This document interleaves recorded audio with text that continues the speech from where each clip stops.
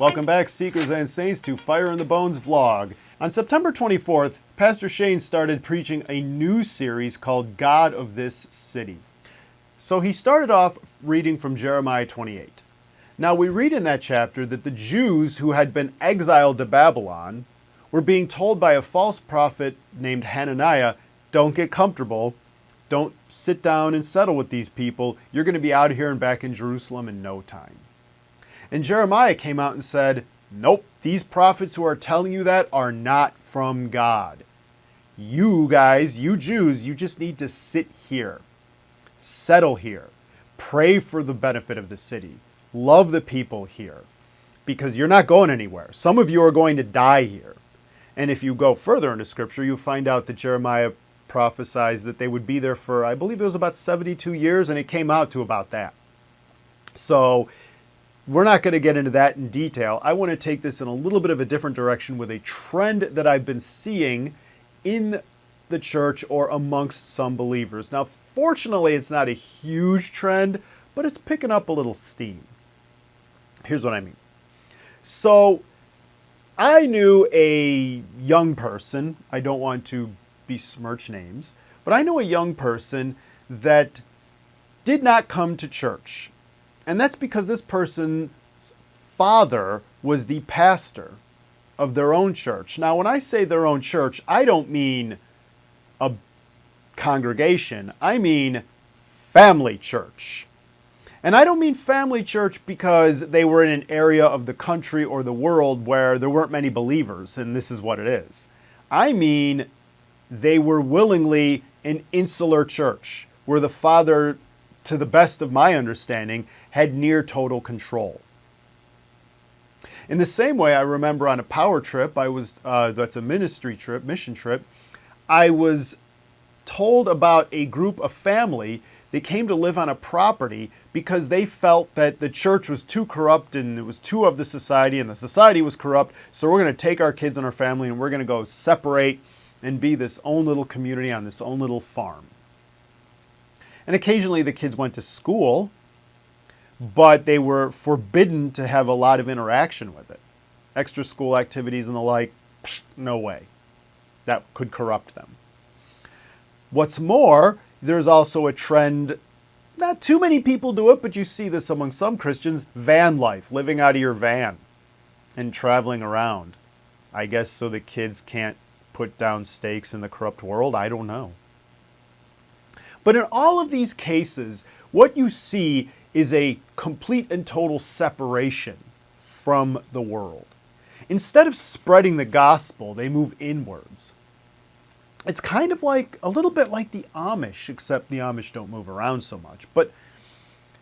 And I know we love the Amish, they're good people, but consider this, if you want to be the Amish, or you want to be like one of these communities, you have to conform to their standard and no other.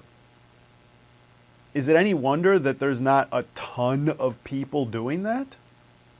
Is it any wonder that the gospel is not spreading so far beyond their borders?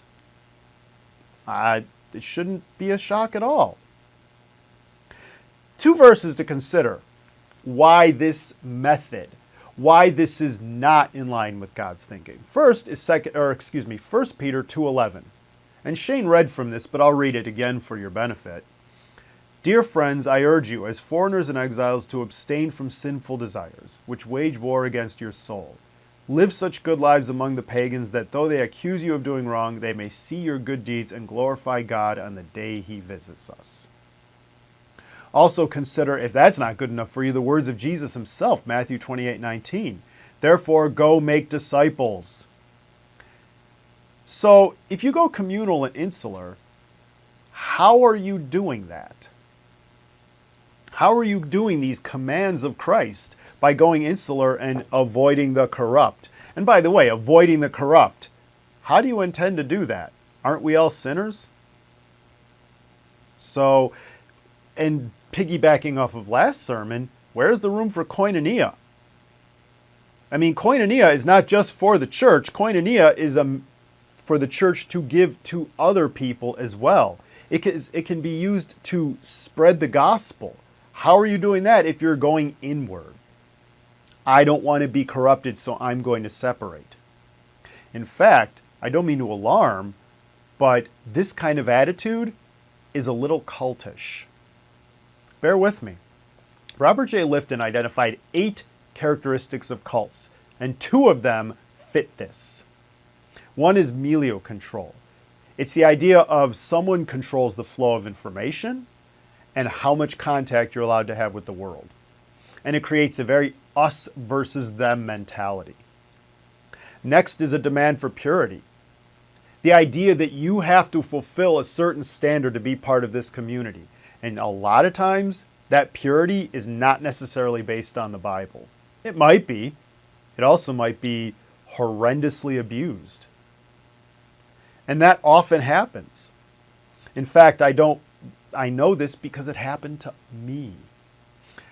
My father and I were part of a church where the pastor literally said, you only listen to what comes from this pulpit. Fortunately, my dad had the wisdom and foresight to say, that's enough, we're leaving. I was a child at the time, so I didn't quite get it. But my father put his foot down and said, we can't stay here. That kind of church is exactly what I'm speaking against. You had to dress this way, look this way, read this version of the Bible, and everything outside of it was corruptible. So consider the life of Christ. If all of this isn't good enough for you, consider the life also of Christ. He went into places, into cities, into villages, into farms, and he found those who would listen to him. And you might say, oh, but Mark, he's incorruptible. Yeah? Well, his disciples did the same thing, and they weren't incorruptible. In fact, many of them screwed up. We all read about Peter's failures, right? Peter was not infallible. He was a sinner just like you and I. Yet he went into the cities and the towns and the farms. He didn't detach from the world. Paul never did that. And Paul would be the first guy to tell you, yeah, I'm a sinner.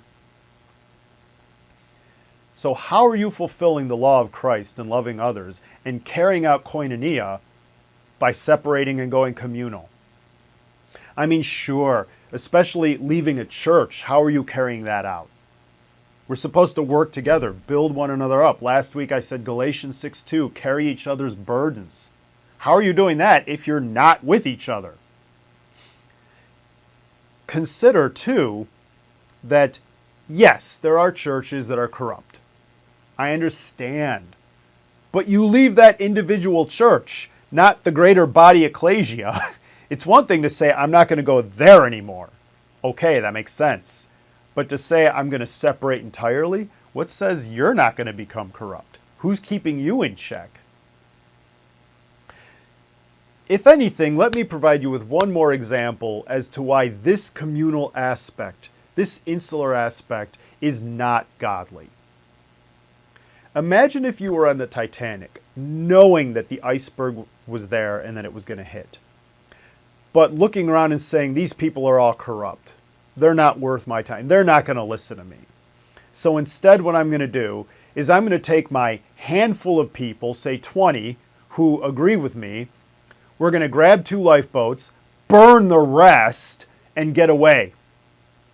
And not care that the Titanic's about to hit. Because all of them are too corrupted anyway. We're just going to get on our little boats and burn the rest because we don't want them mixing with us. That's what you're doing when saying we're going to turn inward. You're not carrying out the law of Christ. You're not loving others. And you certainly aren't making disciples. Because here's the conclusion of the matter. Insular communion. Only turning inward. Only turning into certain church members that you agree with. Only turning into communities that you agree with. Becoming, or worse, becoming so small that you might as well just be 15 people. Doing that is not holy. It's sanctimonious and ungodly and counter to Christ's will. That's all for today. If you want, I strongly recommend looking back to Pastor Shane's sermon on the 24th that talks more about this. And I'll see you next week on Fire in the Bones.